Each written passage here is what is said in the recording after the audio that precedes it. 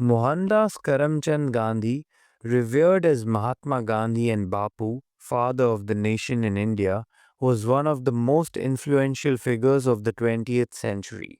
His philosophy of nonviolent resistance, or satyagraha, not only led India to independence from British rule but also inspired civil rights and freedom movements across the globe. Early life and education 1869 to 1893. Mohandas Karamchand Gandhi was born on October 2, 1869, in Porbandar, a coastal town in the present-day state of Gujarat, India. His father, Karamchand Gandhi, was the Diwan, chief minister of Porbandar, and his mother, Putlibai, was a devout Hindu woman whose strong religious principles deeply influenced young Mohandas. He grew up in a household with a strong emphasis on vegetarianism, religious tolerance, and the teachings of Vaishnavism, worship of Vishnu, and Jainism, a religion emphasizing nonviolence. As a child, Gandhi was described as shy and a mediocre student. At the age of 13, he was married to Kasturbai Makhanji, who was also 13. Despite early struggles in his schooling, he showed a keen interest in learning. In 1888, at the age of 18, Gandhi left for London to study law at University College London and later at the Inner Temple. This was a significant step for a young man from his background, requiring him to overcome cultural differences and his mother's initial reluctance. He made a vow to his mother to abstain from meat, alcohol, and women, which he meticulously kept. Upon returning to India in 1891, he attempted to establish a law practice but faced difficulties. The South African Crucible and the Birth of Satyagraha, 1893 to 1914. Gandhi's life took a transformative turn in 1893 when he accepted a one-year contract to work as a lawyer for an Indian firm in Natal, South Africa. This period, which stretched to 21 years, was crucial in shaping his political and ethical ideology. South Africa was then under severe racial discrimination, with Indians, Africans, and other non-white communities facing apartheid-like laws and systemic prejudice. Gandhi experienced this firsthand. A defining moment occurred when he was thrown off a train at Pietermaritzburg for refusing to move from a first-class compartment, despite holding a valid ticket. This incident deeply affected him, revealing the stark realities of racial injustice. Motivated by these injustices, Gandhi began to organize the Indian community in South Africa. He founded the Natal Indian Congress in 1894 to fight for the rights of Indians. During this period, he developed his unique method of nonviolent civil disobedience, which he termed Satyagraha, truth force or soul force. His major campaigns in South Africa included protest against the Asiatic Registration Act of 1906, the Black Act. This law required all Asians to carry humiliating registration certificates and provide fingerprints. Gandhi led non-violent protests, encouraging Indians to defy the law and accept imprisonment. The Tolstoy Farm, 1910. Inspired by Leo Tolstoy's writings, Gandhi established this self-sufficient community outside Johannesburg to train satyagrahis in principles of nonviolence, communal living, and self-discipline. The Great March, 1913. A significant protest against a £3 annual poll tax imposed on indentured Indian laborers and the invalidation of non-Christian marriages. Thousands of Indian miners, led by Gandhi, marched from Natal into Transvaal, leading to mass arrests and increased international attention. Through these experiences, Gandhi refined his techniques of nonviolent resistance, demonstrating that a committed, nonviolent movement could challenge powerful oppressive regimes. He endured imprisonment, physical assaults, and ridicule, but his unwavering commitment and moral authority earned him widespread respect. It was in South Africa that he first earned the honorific Mahatma, Great Soul. Return to India and leadership of the freedom struggle, 1915 to 1947. Gandhi returned to India in January 1915, where he was already known as a champion of civil rights. He spent his initial years traveling across the country, observing the plight of the common people and understanding the socio-economic realities under British colonial rule. He established the Sabarmati Ashram in Ahmedabad in 1917, which became a hub for his experiments with truth, nonviolence, and self-reliance.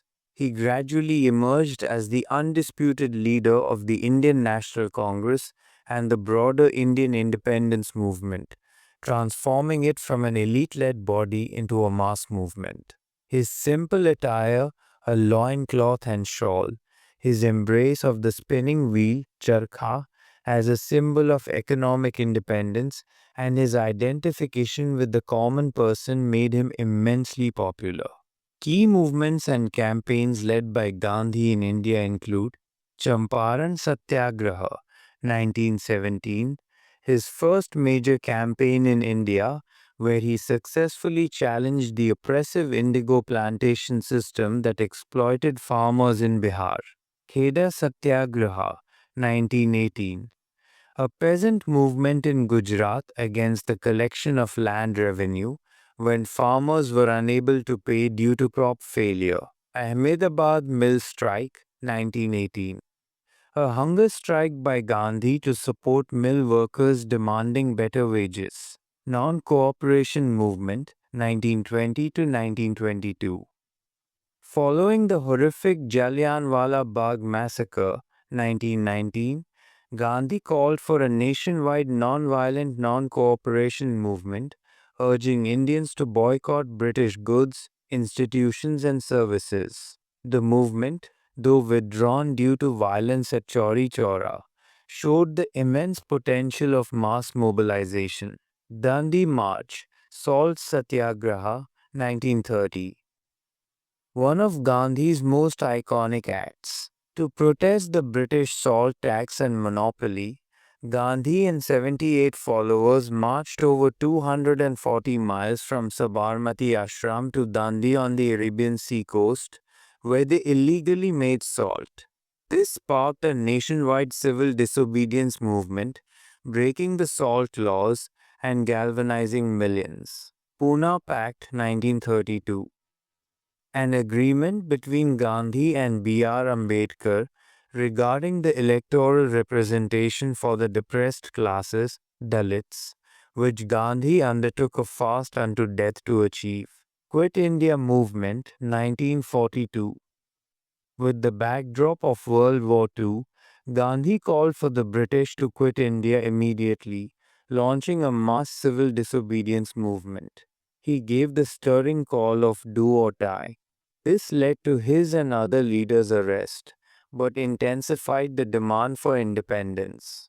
Gandhi spent many years in British jails, using his time for reading, writing, and introspection. His fasts were a powerful tool, used not only as a form of protest against injustice but also to promote Hindu-Muslim unity and social harmony. Independence, partition, and assassination. 1947–1948. On August 15, 1947, India finally achieved independence from British rule. However, the joy of freedom was marred by the painful and violent partition of the subcontinent into India and Pakistan, leading to widespread communal riots, mass displacement, and bloodshed. Gandhi was deeply distressed by the violence and communal hatred. He spent his final months walking through riot-affected areas, appealing for peace, unity, and brotherhood between Hindus and Muslims, often undertaking fasts to bring an end to the violence. On January 30, 1948, While on his way to a prayer meeting in Delhi, Mahatma Gandhi was tragically assassinated by Nathuram Godse, a Hindu fanatic who held him responsible for the partition and for being too accommodating towards Muslims. Gandhi's enduring legacy.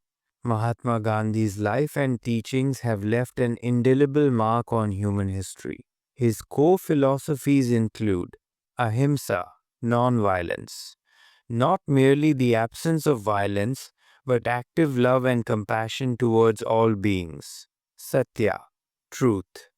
Truth as the ultimate reality, guiding all actions and beliefs. Satyagraha combined truth and non-violence as a force for moral persuasion. Swaraj, self-rule.